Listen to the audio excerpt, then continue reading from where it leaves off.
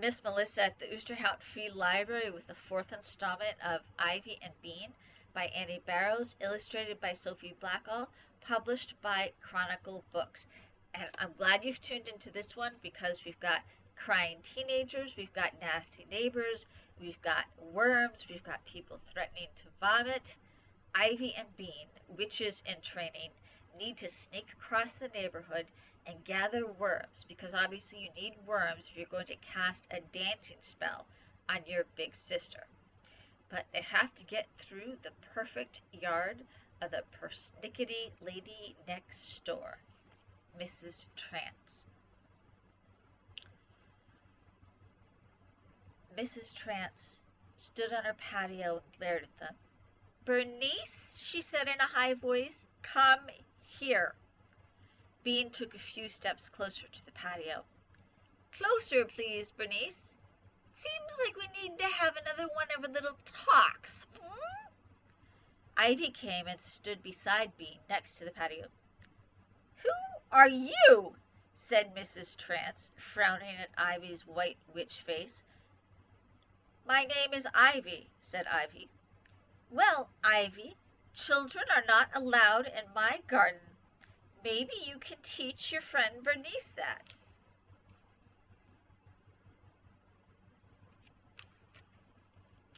Mrs. Trance gave a short, dry laugh. "Because Bernice does not seem to be able to remember it by herself. Do you, Bernice?" "I remember, Mrs. Trance, but it was just sort of an emergency," said Bean. "I'm sorry." Usually, when you say you're sorry, people say something nice back to you. Not Mrs. Trance. She said, "I don't think you're sorry, Bernice. If you were sorry, you wouldn't keep coming into my garden when I have asked you not to.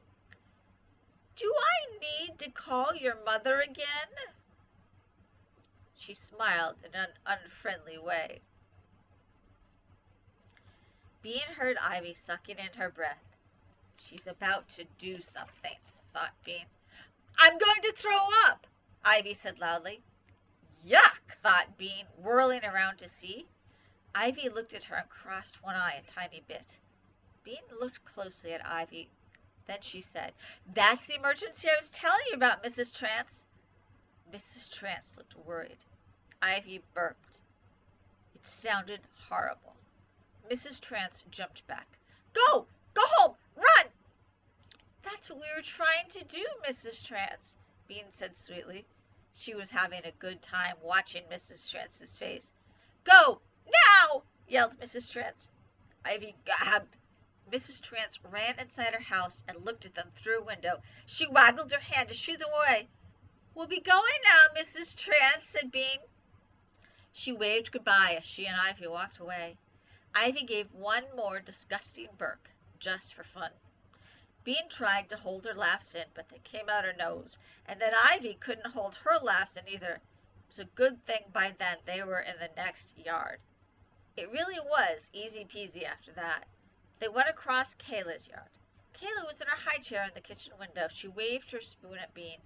Bean waved back and then put a finger to her lips. "Shh," she whispered. Finally, they came to Bean's own yard.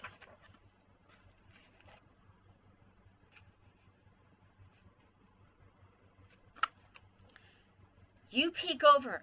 See if Nancy's there," said Bean. "She might be in the yard looking for me." Ivy nodded and stood up. She could just see over the fence. "I don't see anyone," she said. "They're probably out looking for me," said Bean. She pictured her mom and Nancy with worried faces. "I've been gone for a long time." "Let's go get the worms," said Ivy, pulling herself over the fence. Bean's backyard was a big rectangle. There was a nice part with flowers and neat grass, and then there was a messy part with lumpy grass and a trampoline and a playhouse that Bean had had since she was little. She could barely fit inside it anymore.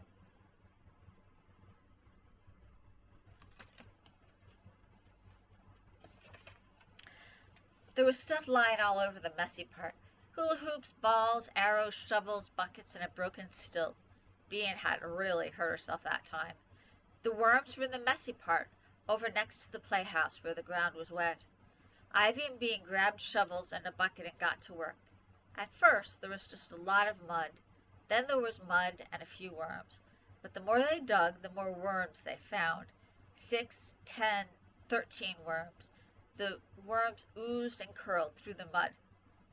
Bean liked the way they were fat one second and stretched out and skinny the next. She and Ivy dug deeper and deeper until they had made a big, muddy pit in the ground. It was almost 2 feet across and water dribbled down the sides. Worms were squirming at the bottom of the pit, trying to get away. Bean felt a little sorry for them, but Ivy just picked them up and dumped them into the bucket. Bean thought of Nancy kicking and waggling, and she began dumping them into the bucket too. "How many do we need?" asked Bean. The worms were piled on top of one another at the bottom of the bucket. Ivy looked. "Only 10, but the more worms we have, the harder she'll dance." "This is enough," said Bean. "Poor worms." "All right," said Ivy. She looked towards Bean's house. "Let's go see if your sister's home." "Okay, but we'd better sneak," said Bean. Bean's house was good for sneaking. At the back there was a porch. If you crawled like a bug through the porch, you could look through a big window into the kitchen. The girls ran next to the bushes that grew next to Bean's house and ducked down, hiding.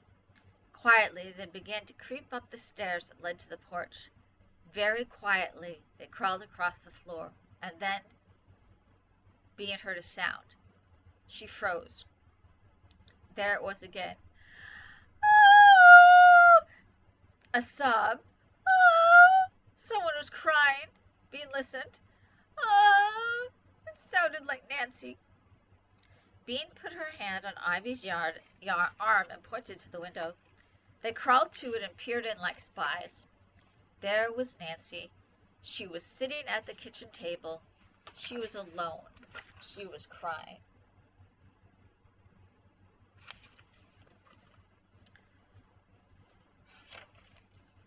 Bean got a funny feeling. Nancy was usually so bossy, so nosy, so sure she was right. It was weird to see her cry all alone. "Maybe she's crying because she thinks you're lost," whispered Ivy. "That's kind of nice." Bean didn't answer. She had never thought she could make Nancy cry. Bean felt a lump in her throat. She remembered that Nancy had let her snuggle into her bed when she had bad dreams about the spooky man. She remembered that Nancy let her play with her glass animals sometimes, even after she'd broken the starfish. She remembered that Nancy had once bought her a fairy coloring book with her own money. Bean looked at the tears rolling down Nancy's cheeks. "Poor Nancy," Bean sniffed. Maybe she didn't want to put the dancing spell on her sister after all. Nancy said something. Bean couldn't hear it, but she was sure it was something about her missing. "What?" said Bean's mother's voice from the other room. "Everybody has them!" Nancy shuddered. "Everybody but me! I'm the only one who has to wait!" She began to cry harder. "What?" Bean pressed her face against the window. Her mother's voice said, "We've talked about this a million times. You can have them when you're 12. "Even some of stupid Bean's friends have them," yelled Nancy. Suddenly Bean knew what Nancy was crying about. "She was not sad about me at all. She's crying about pierced ears," hissed Bean to Ivy. Bean got mad, really mad. She was even madder than when she had been when Nancy tried to drag her into the house.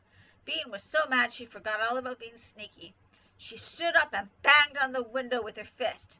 "You're a big turkey," she yelled. Nancy stared and then jumped up. Hey, Mom, Bean's back. Get in here, Bean Breath." She flashed out the back door before Bean could even begin to run. In 2 seconds flat, she had Bean by the arm and was pulling her to the door. "Just wait until Mom gets hold of you," she was saying. "You're going to be in so much trouble." "Stop!" yelled Ivy.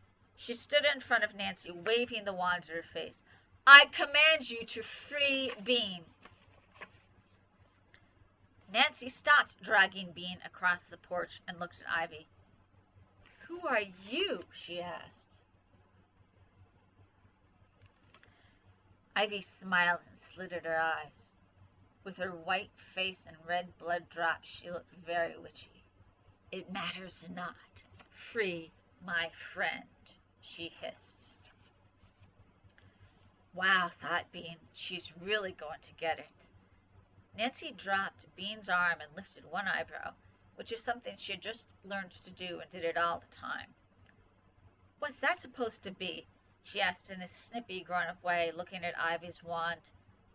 Ivy shook the wand in Nancy's face. This is your doom, she said in a deep voice. I think Ivy's pretty good at getting out of tough spots. Let's see what she does next on Book Bites from the Oosterhout Free Library.